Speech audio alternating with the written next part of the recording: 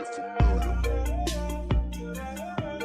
So if you don't know by now, then you should probably get familiar. Welcome to my YouTube channel Coding with AB. My name is Muhammad Abdullah and we are going to discuss ambiguous grammars in the subject of compiler construction. So let's get started. First of all, we are going to discuss the background history of ambiguous grammars. We should know from where ambiguous grammar came from, so I'm going to tell you the background information also.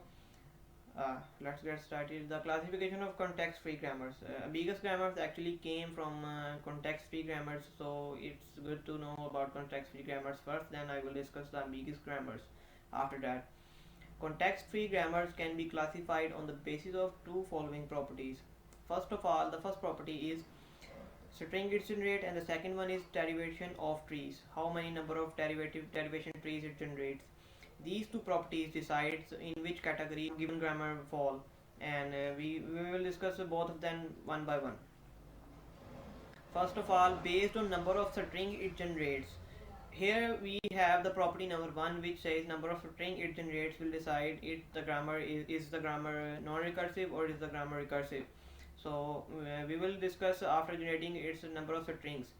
If the strings that are generated by the given grammar are finite, then it will be non-recursive definitely.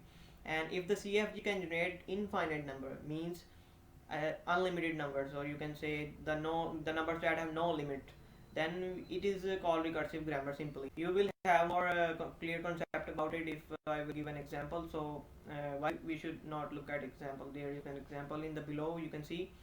First we have two production rules. You can say production rules or grammar rules. You can say S is converted to S and S is converting into B.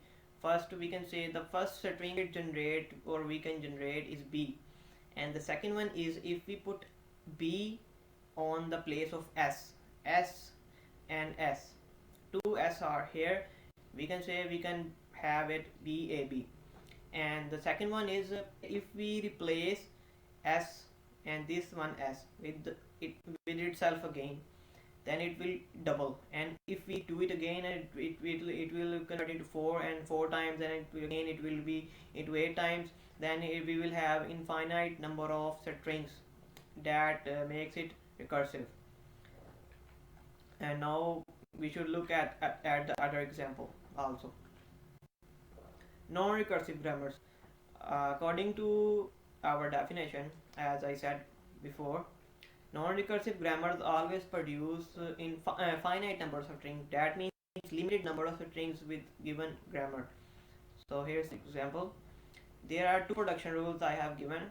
For example, S is converting into capital A and small a, and capital A is then converting into B or C.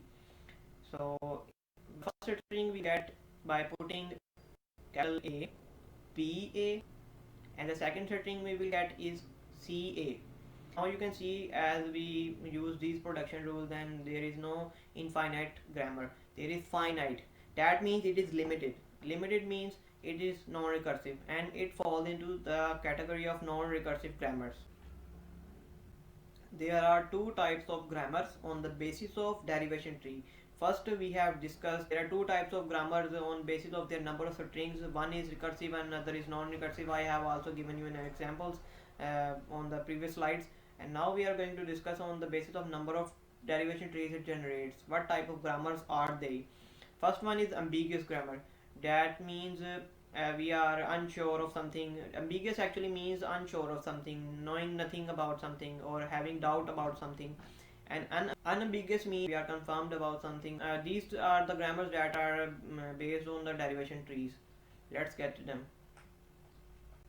Based on number of derivation trees, why we call a grammar unambiguous?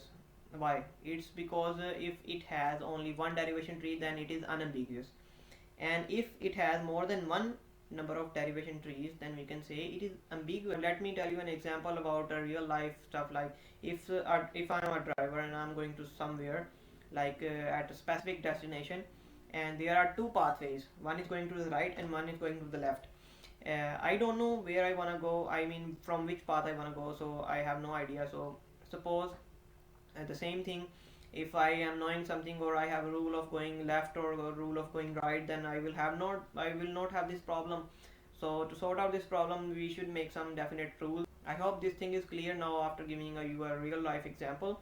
A CFG is said to be ambiguous if there exists more than one derivation tree.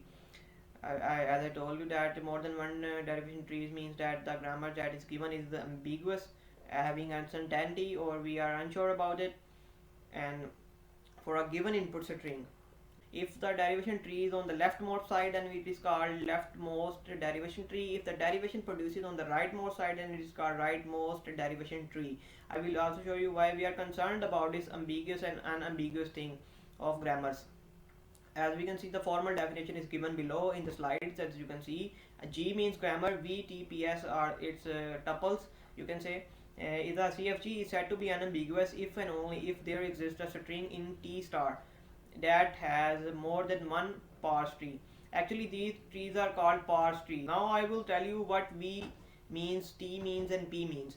V is a finite set of variables.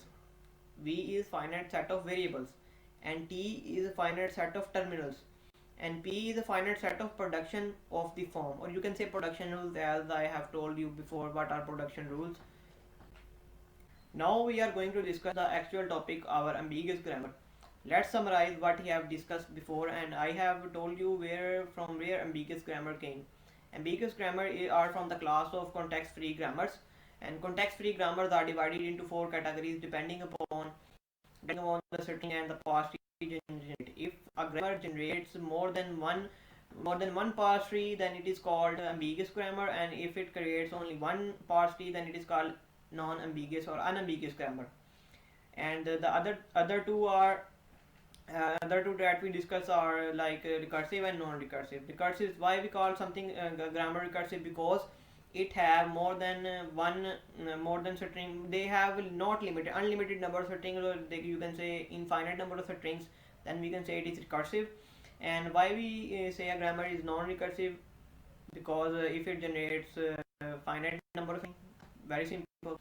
A context-free grammar G is ambiguous if some string W, and W is a string, belongs to language of that grammar, has two or more derivation trees, or you can say parse trees. I'm going to give you an example right here. I'm just gonna make the tree, the compiler for example making this tree, and in this tree the ID ends at leftmost derivation tree. It is left side, so we call it leftmost derivation tree.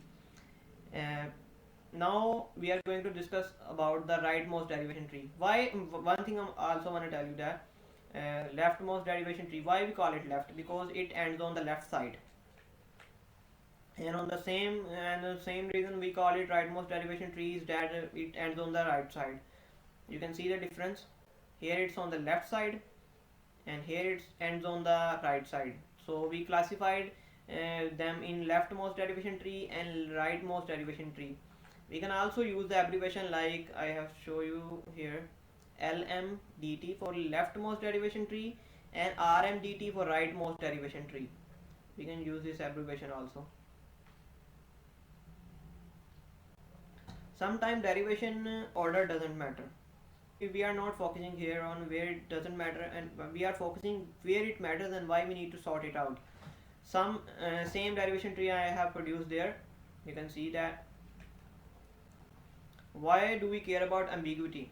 Why we are taking this ambiguity in consideration? Why we need to change this ambiguity thing to a proper thing? Why? Because whenever you are making some calculations, like I have shown you an expression a plus a star a. In this expression, if I make two trees that I have made before in this slide here, and one is here, just like that, here and here, and if I take the value of a as 2, then we will see that what will we get. If we get the result of this tree, it's giving us 6, and if we get the result of 8, this tree, and it is giving 8. Why is like that? Actually, this thing is bad for programming languages. If we solve a particular expression in the compiler, then we won't get specific or correct result. the result will be inaccurate, and we don't want that to happen. And so we have to define the rules of for removing. So we have to define the rules for removing the ambiguity from them. Here are some few rules to solve ambiguity. Set precedence operators. First of all, we have to give the priority to operators. For example, union is on the top of the list, and then concatenation comes, and then star operation comes. Bracket and atomic expressions have name precedence, or and we have to always solve the less associative property. Always solve the expression from the left side. What that means? That means whenever you are making a tree or compiler making a tree, it should always solve the left side of it. This one is correct. If we and here we can see the correct answer in this is left one. I am giving you one more example here of the previous rules I have showed you, like this precedence of operators, and we are going to say use them like that in this example. And here is the same expression we have used before. First of all, we gotta use union stuff, and then we concatenate it here, and then we use the star operation, and then there is a precedence of brackets, and then atomic expression. If we come to the actual expression, then we have, you can see there used union, then we have used concatenation, again concatenation, and then we have used atomic expression. Here we have used concatenation here, and then after that we have used the star operator, and then we are using brackets. Here we are using again concatenation, or you can say we are using atomic expression right here. So after following these rules I have mentioned you, the problem will be solved. And this is a topic I have discussed all about, and I think I have explained it very well, and there is nothing left to explain. Please subscribe my channel, share it, and like it. Thank you very much.